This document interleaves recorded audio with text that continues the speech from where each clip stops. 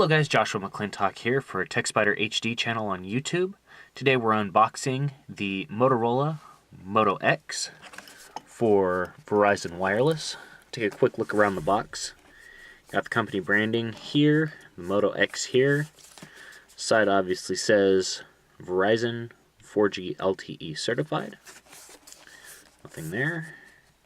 Moto X.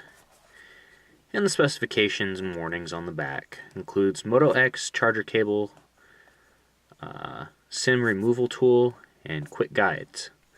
I want to give just a moment while I take this out of the box and give a shout out to my friend Tim who bought this today. Had the Verizon Edge, traded in his Samsung Galaxy S4, and went ahead and got this today.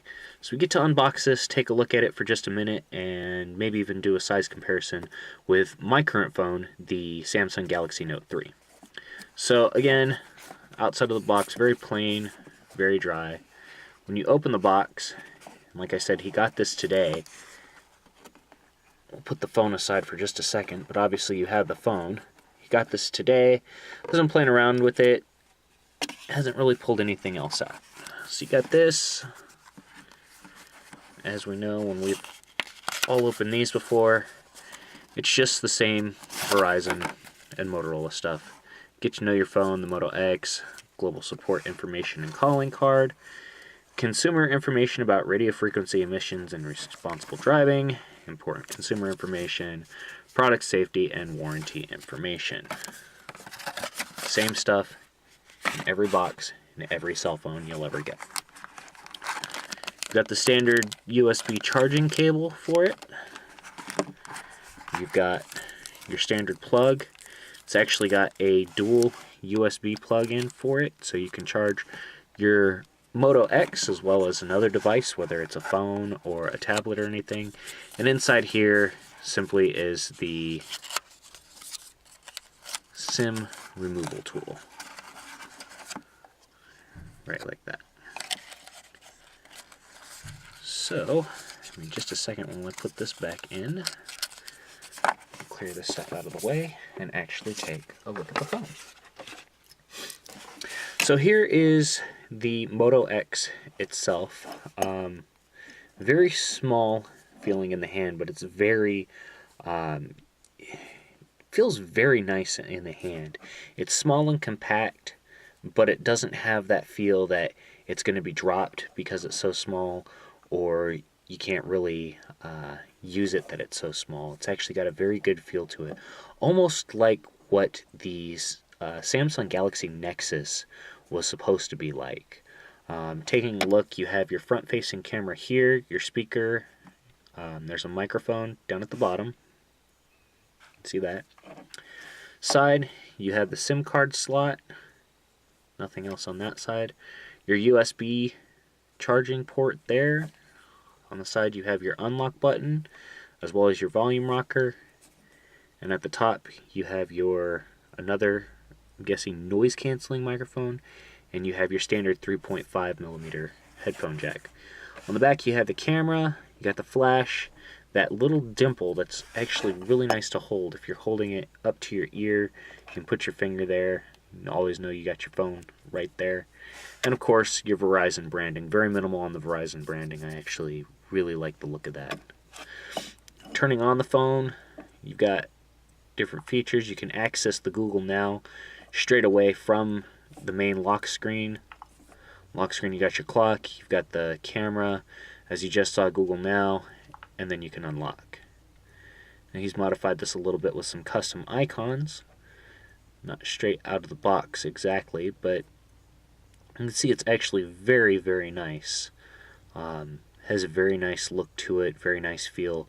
It's as close on Verizon as you're going to get to basic Google. It's operating on Android version 4.4. That, of course, is the Google Android KitKat. Very nice. A lot of people are saying that this is what the Galaxy Nexus wished it would have been. What I'm going to do is, while I'm talking, I'm going to shut this down and then we're going to take a look at the boot up. When it boots up, we're going to take a look at the boot up screen, see what it looks like when it boots up. This is what the Galaxy Nexus should have been. The Galaxy Nexus lost pretty much all support when it was released. It was supposed to, when it was released for Verizon Wireless, supposed to have the ice cream sandwich first put on it, but right after it had the ice cream sandwich on it, it it lost pretty much all support. Any sort of updates or anything that came its way just sort of fell off the map. Every other Nexus device out there was getting updated, but Verizon's Samsung Galaxy Nexus was not. This is kind of Google's answer to that, since Verizon has essentially refused to carry the Nexus 5, the Nexus 4, or the Nexus 5. This is sort of Motorola's and Google's answer to that, because there is a little bit of bloatware on it. Bloatware being the software that you get from Verizon that's already put on it. Let's see if it's on here. One in particular. Yeah, you've got your mobile hotspot. You've got your My Verizon Mobile. The standard mobile stuff that Verizon puts on here. The voicemail, the navigator. Let's see, you cannot get the SIM status while the device is in airplane mode. Would you like to turn airplane mode off? No. The airplane mode off because he was getting notifications and didn't want to have that on here while I'm doing the video. But you got your standard Verizon stuff. I'm surprised NFL Mobile is not on here, actually, because that's something that Verizon seems to stick on every phone. But on here, you only have the standard Verizon applications on it, the standard Verizon bloatware. Other than that, everything else on here is strictly Google, and the nice thing about that is that Google, when they put out a new update, such as KitKat, maybe an update for KitKat that they would release, like 4.4.1 or 4.4.2, would go onto this phone relatively faster than if it was filled with Verizon's bloatware. Something like the Samsung Galaxy Note 3 that is still operating off of 4.3. Now, as a size comparison, you can definitely see that. I'm going to lock both phones. You can definitely see the size comparison. My phone is definitely bigger than this one.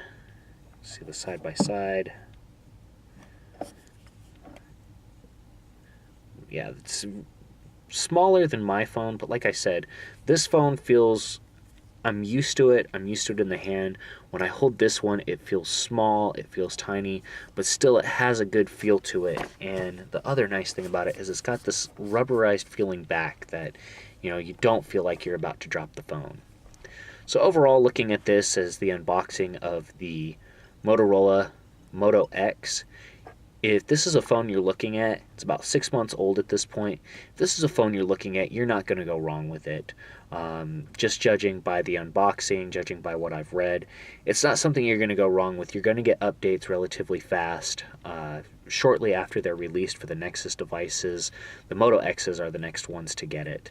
So if this is a phone you're looking at and you're seriously looking at either upgrading to a smartphone or upgrading your smartphone, this is definitely an option, especially if you're a fan of Android. That's all the time I have for today, guys. Thank you for watching. Remember to comment down below. Also hit that like button. It helps out, lets me know that people are watching and people actually like what I do. So hit the like button, comment, share, subscribe. I'm Josh McClintock for TechSpider HD.